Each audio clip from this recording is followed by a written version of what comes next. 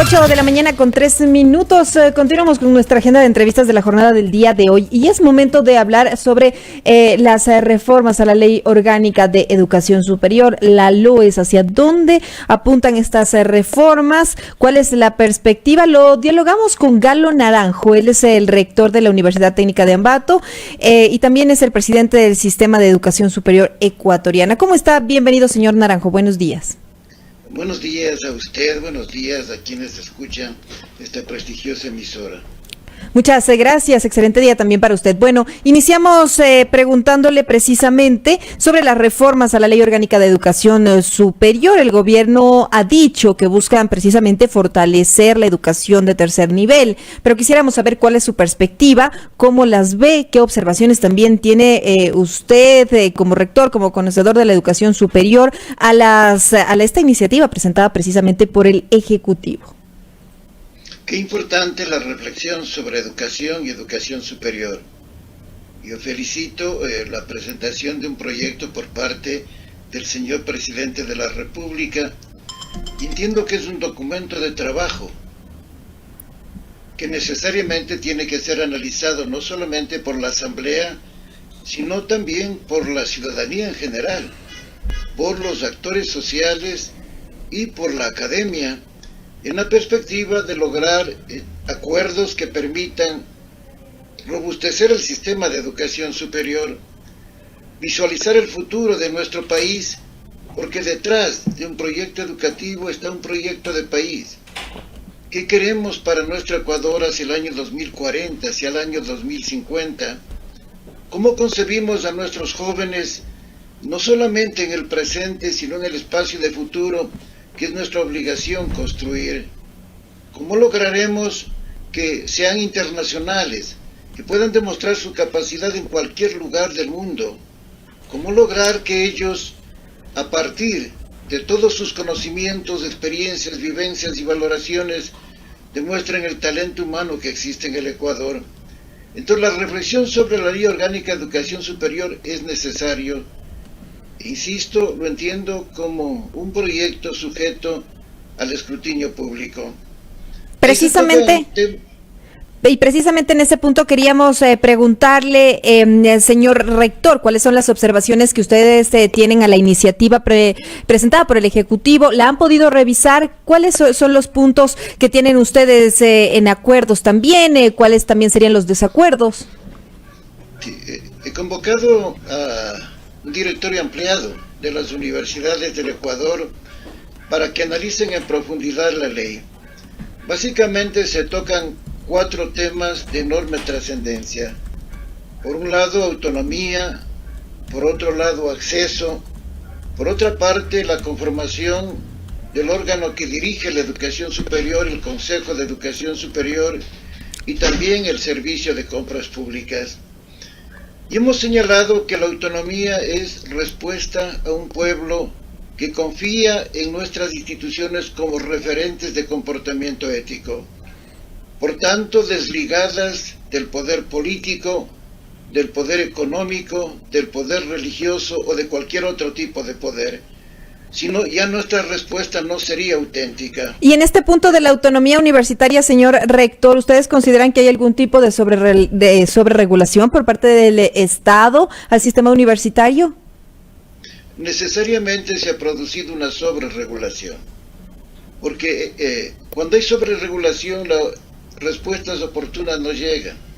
Hay carreras que deben crearse de manera inmediata para dar respuesta a los requerimientos, no solamente del país, sino del mundo. Y eso tiene que lograrse a través de una dinámica que evite una tramitología larga, que ¿qué carreras? La respuesta llega, probablemente ya no tenga sentido. Señor rector, ¿de qué carreras estaríamos hablando? ¿Cuál sería por ahí la propuesta de las universidades para no hacerlo tan burocrático, pero también no caer en un tema que no haya o que se pierda la calidad universitaria? Porque si bien es cierto, el tema de la burocracia, el tema del papeleo, claro, entorpece, pero de todas maneras, ¿cómo llegar a un equilibrio para que también no se pierda la calidad universitaria? Primero, sin calidad no hay universidad. Siempre la universidad tuvo una meta clara: la excelencia. La calidad es consubstancial al quehacer diario de una institución y de una institución de educación superior. Y más aún, yo le añado dos características adicionales: la pertinencia, la respuesta que requiere el país y que requiere el mundo en cuanto se refiere al desarrollo científico y tecnológico a través de las carreras, y la inclusión, o sea, inclusión para atender a la diversidad, diversidad en cuanto a personas con discapacidad, atención a personas que tienen coeficiente intelectual muy elevado, atención a aquellas personas que tienen diferentes tipos de cultura, de nacionalidad, etcétera. Es decir, el concepto de autonomía no es autarquía, es más bien un compromiso ético con el Ecuador para proyectarlo al futuro, pero en dimensiones realmente de investigación que soluciona problemas de nuestra realidad, de innovación, de formación de profesionales líderes en cualquier parte del mundo. Señor rector, ¿qué carreras son las que usted nos explicaba en esta entrevista que hay carreras urgentes que se necesitan en las universidades de acuerdo a la modernidad, a cómo estamos, a este momento coyuntural? ¿Cuáles son estas? Le señalo brevemente algunas. Especialidades médicas. ¿Cuánta necesidad tenemos en el país de especialidades médicas, sobre todo en las diferentes provincias de nuestra patria? O sea, la pandemia nos ha dejado realmente aprendizajes de enorme significación social y tenemos que atender con especialidades médicas. Vivimos la revolución 4.0 y estamos hablando de robótica, y estamos hablando de nanotecnología, y estamos hablando de biotecnología, de realidad aumentada, de inteligencia artificial, por señalar algunos temas, pero simultáneamente aquellos que tienen que ver con los seres humanos. Por ejemplo, atención a aquellas personas adultas mayores que necesitan de la protección del Estado porque entregaron lo mejor de sus capacidades al servicio de un país. Necesidad de atención a el comportamiento humano, que en este momento sufre una grave crisis. O sea, la pandemia también ha desnudado, y a veces no la comprendemos, graves problemas psicológicos en nuestra población, que están afectando a juventud a través de comportamientos suicidas, a través de atentados contra otras personas, a través de la violencia. Entonces tenemos que trabajar intensamente también en ese tipo de carreras sociales. La revalorización de la familia como el eje fundamental para la construcción de una sociedad sana. O sea, la educación en familia es fundamental, por señalar simplemente algunos temas. Señor rector, quisiera también preguntarle sobre el punto que habíamos tocado de la sobreregulación por parte del Estado, que usted nos explicaba que sí hay en este momento. ¿Usted considera que en esta reforma que está presentada por el Ejecutivo, por el presidente Guillermo Lasso, y que se deberá tratar en la Asamblea Nacional, se elimina esta sobreregulación? ¿Cómo ven este punto dentro de la normativa? Lo que estamos señalando es que hay que asumir la autonomía de manera integral e integradora. La autonomía no es un concepto vacío, implica una grave responsabilidad frente a nuestra sociedad.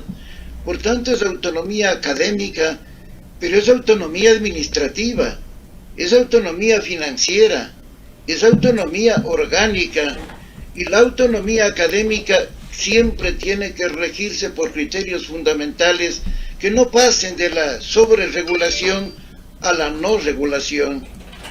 Utilicemos ejemplos que existen en el mundo en donde se señalan competencias básicas que deben tener cualquier profesión para que sea de calidad.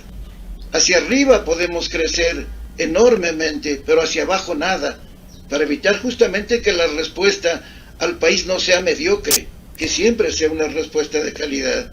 Señor rector, y en este tema de la autonomía que usted nos señala, autonomía administrativa, autonomía académica, ¿cómo lograr, cómo encontrar un equilibrio para no caer en que esta autonomía y eliminar unas regulaciones, o sea, cómo llegamos a ese equilibrio para no caer en una reapertura, por ejemplo, de universidades de garage o de también todas estas irregularidades como son estos institutos que realmente no tienen calidad académica y que se acreditaban como universidades en el país? ¿Cómo no caer en este punto? En primer lugar, quiero hacer una precisión. Las universidades que no tienen calidad no pueden reinsertarse en el sistema educativo ecuatoriano. estuvieron bien cerradas y definitivamente no podemos caer en el campo de la complacencia porque detrás está la aspiración de un pueblo. Hay que responderle al país y la respuesta al país siempre es en términos de calidad. Señor... Por otro lado, es indispensable también que entendamos que junto a procesos de creación de carreras se tiene que contemplar procesos de evaluación concurrente para ir examinando paso a paso, o sea, qué respuesta le estamos entregando al país, cómo están siendo formados nuestros estudiantes. Es el saber ser, o sea, la formación en principios y valores lo que orienta toda la actuación. ¿Cómo le estamos respondiendo al mundo? ¿En qué nos hemos detenido? ¿Por qué no avanzamos rápidamente? Porque definitivamente hay los ojos de todo un país que saben que el factor más importante de transformación de cualquier realidad es la educación. Una educación pertinente, una educación de calidad, una educación inclusiva, y soy insistente en esos términos. Ahora, también quisiera hacerle una pregunta debido a que 8 universidades particulares que recibían rentas del Estado para ofrecer becas a sus estudiantes informaron que no podrán hacerlo y que no podrán cubrir y ofrecer todas las becas que necesitan y que piden sus alumnos. En este sentido, quería saber cuál es su opinión de este señalamiento. ¿Cómo lo ve usted como presidente del sistema de educación superior ecuatoriano? Cada dólar destinado a educación es la mejor inversión que puede realizar un país, porque detrás existen seres humanos que van a crecer como personas y como profesionales, y más aún las personas que necesitan de un apoyo del Estado, porque tienen una capacidad enorme, pero no han logrado tener las oportunidades, tanto en las universidades públicas como en las universidades particulares. Es fundamental acrecentar el sistema de becas para atender a aquellos que más lo necesitan. Yo pienso que es importante el diálogo para reflexionar sobre las becas a las universidades mal llamadas cofinanciadas. Yo utilizo un término un poco especial, las llamo universidades misionales, porque su misión básicamente es lograr que la mayor cantidad de población acceda a procesos en donde ellos puedan crecer profesionalmente. Las becas son fundamentales y hay que diferenciar las becas que por ley, por constitución estamos obligados a dar, que resultan alrededor del 10%, de otro tipo de becas que el sistema emplea para que accedan a cualquier tipo de institución en donde quieran estudiar los estudiantes. Entonces es fundamental esta diferenciación y se logrará a través del diálogo, ese diálogo productivo, y en ese sentido me he manifestado.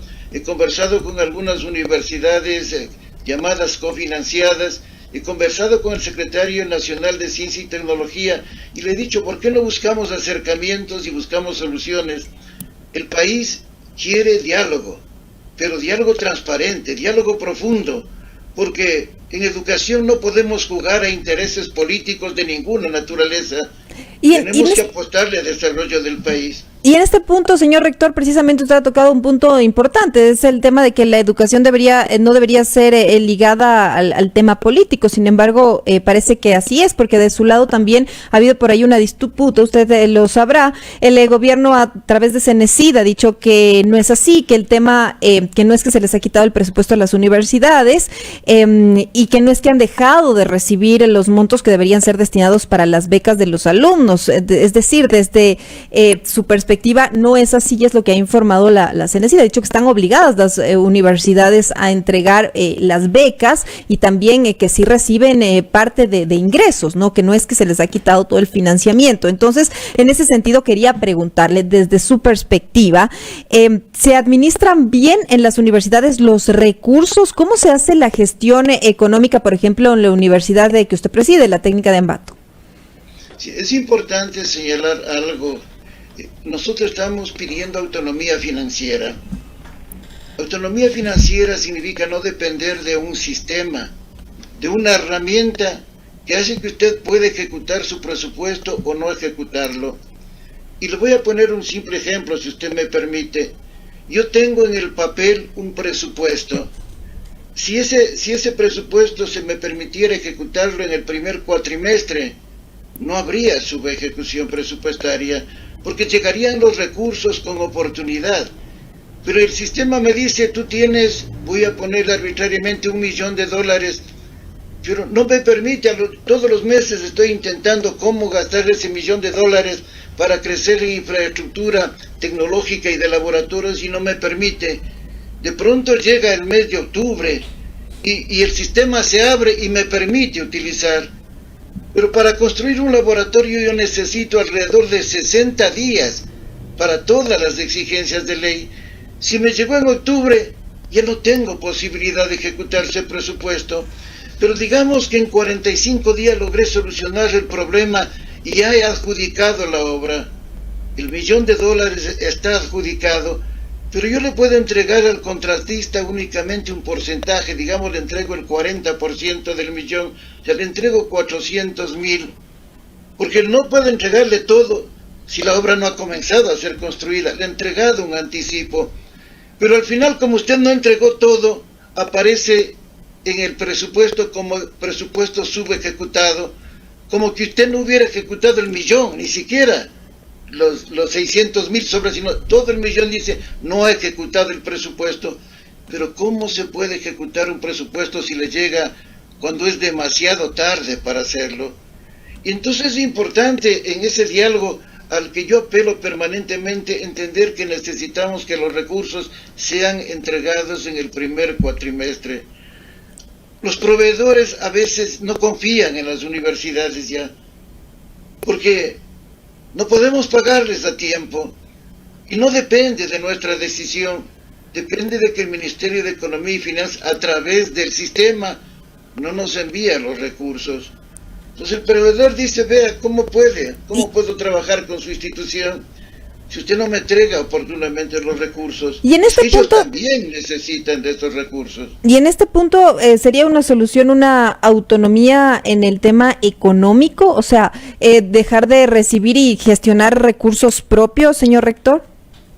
Necesariamente la universidad pública tiene que ser financiada por el Estado, porque va a los quintiles más pobres de la población. Lo que queremos es un sistema propio para las universidades, dadas las características que tienen nuestras instituciones, en donde hay investigación, en donde hay formación de profesionales, en donde hay vinculación transformadora con la sociedad, en donde hay innovación, en donde hay internacionalización y las respuestas tienen que ser oportunas. El sistema que tenemos en este momento, llámese SIGEO, Spring, es un sistema no confeccionado para la academia, sino para otro tipo de instituciones. O sea, funcionaría perfectamente una oficina cualquiera, pero una universidad no permite realmente la gestión y al final se utiliza un calificativo, la universidad subejecutó su presupuesto y no hay tal. La universidad hizo todo el esfuerzo para que esos recursos sean aprovechados al máximo y eso al final inclusive puede significar un castigo para la institución de educación superior, porque dice, usted es ineficiente, ineficaz. Esa eficacia y esa eficiencia debería medirse en términos de que en el primer cuatrimestre ya están los fondos destinados a la educación superior. Entonces, eso es un diálogo que hay que mantenerlo. Y este diálogo, y pensando en este diálogo, ustedes han tratado de acercarse al Ministerio de Economía precisamente para poner estos puntos sobre la mesa y sobre todo que se considere también en las reformas de la Ley Orgánica de Educación Superior que se han presentado en la Asamblea. Sí, hemos manifestado nuestro punto de vista. Más aún, el día de mañana yo concurriré a la Comisión Económica de la Asamblea.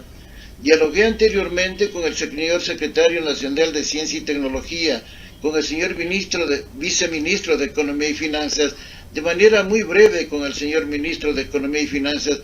Queremos manifestarle que la academia es en esencia diálogo, es apertura de mente para encontrar soluciones. El país necesita soluciones y estamos dispuestas a darlas, pero siempre pensando que la mejor inversión que puede realizar cualquier país es en educación. Y En hablando, ese sentido, seguiremos dialogando con ellos. y hablando precisamente sobre este punto que usted ha sido muy enfático durante esta entrevista, el tema de que es necesaria la investigación, de que es necesaria la educación, que es fundamental para los procesos, para el desarrollo. Quisiera preguntarle cuáles son las investigaciones que la universidad que usted preside, la técnica de Ambato, lleva adelante. Es decir, en otros países la academia tiene y aporta con grandes cambios para la sociedad que son fruto de investigaciones. ¿Cuáles son las que está llevando a cabo la Universidad Técnica de Ambato? Bueno, nosotros tenemos muchas investigaciones en varias áreas del conocimiento y yo pongo énfasis en algo. Insisto en que nuestros investigadores deben dar solución a los problemas que tiene nuestra realidad, porque tenemos graves problemas de desnutrición, tenemos graves problemas en alimentación, tenemos graves problemas a nivel educativo, tenemos graves problemas a nivel tecnológico, tenemos graves problemas a nivel de empleo, tenemos graves problemas a nivel de reactivación económica y les insisto, esos son los problemas que tenemos que investigar porque eso está requiriendo nuestro pueblo. Qué bien tener publicaciones en revistas de alto impacto. En el año 2020 estuvimos como la primera universidad pública en el ranking CIMAGO en investigación científica en las 10 facultades que tenemos nosotros, ciencia, ingeniería de alimentos, ciencias agropecuarias, medicina veterinaria, jurisprudencia y ciencias sociales, ciencias humanas y de la educación, ingeniería en sistemas, electrónica, industrial, ingeniería civil, ingeniería mecánica, en el área de la administración, en el área de la arquitectura, en el área del diseño, en el área de la contabilidad y auditoría, en el área de la medicina, enfermería, laboratorio clínico, terapia física, psicología clínica, nutrición, por señalar algunos ejemplos.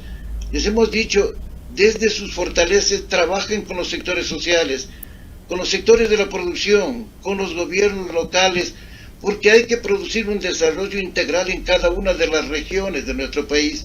Necesitamos ecosistemas de innovación y emprendimiento y desarrollo productivo en todas las provincias de nuestro país, y la academia debe liderar esos procesos en beneficio de nuestra población. Usted, como rector, ¿nos puede comentar cuál es el presupuesto que ustedes reciben como universidad pública por parte del Estado? Nosotros recibimos un presupuesto que tiene los fondos que entrega el Ministerio de Economía y Finanzas y también los fondos de autogestión. Y es importante que ponga de relieve eso. ¿Cuál es el valor? ¿Cuáles son los valores que ustedes reciben como universidad pública?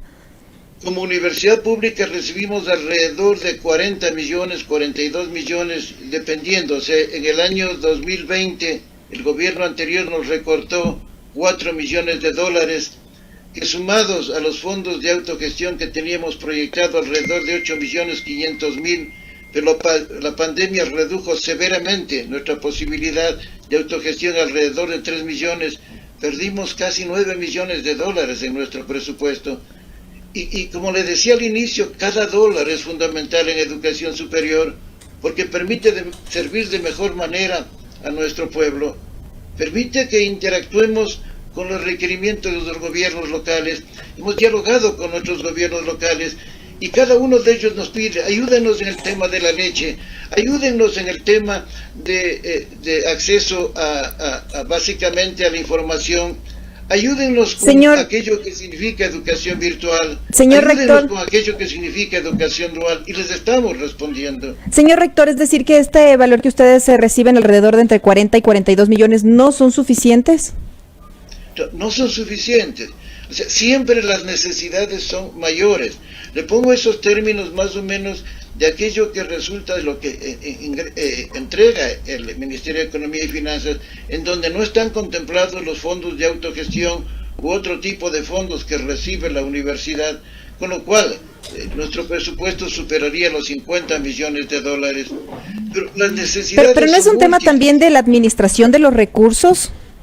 De la administración propia por parte de las universidades. ¿No hay forma, también considerando que estamos en una época de crisis, de pandemia, de mejorar la administración de estos recursos? Porque definitivamente todo el país está golpeado económicamente.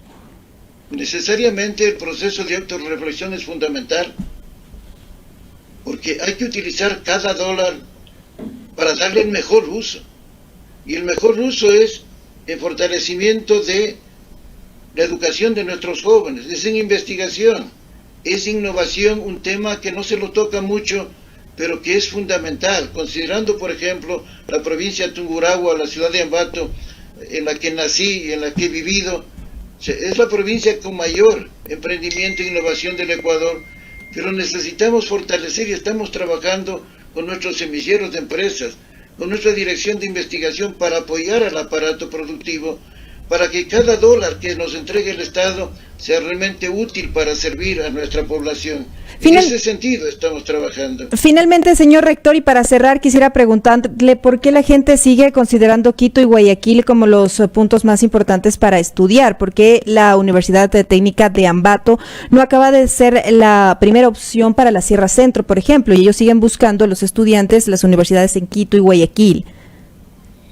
Digamos, nuestra universidad tiene una demanda permanente.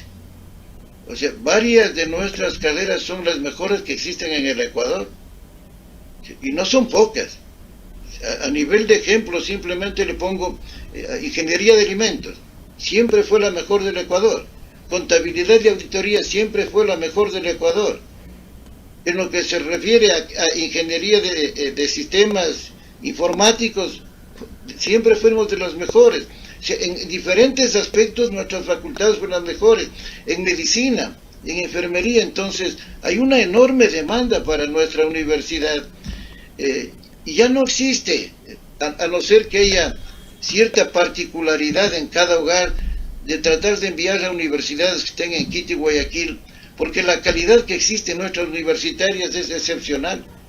Más bien lo que deberíamos es apuntarle a generar polos de desarrollo para que también no se produzca esta especie de migración a otras ciudades, cuando la universidad que está en la provincia le puede prestar el servicio con mejor garantía, calidad, pertinencia y sobre todo conocimiento del contexto.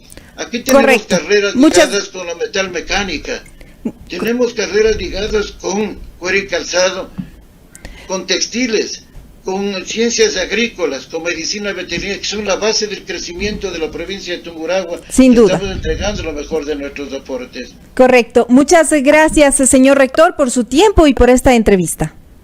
Qué gusto haber dialogado con ustedes, siempre a la orden.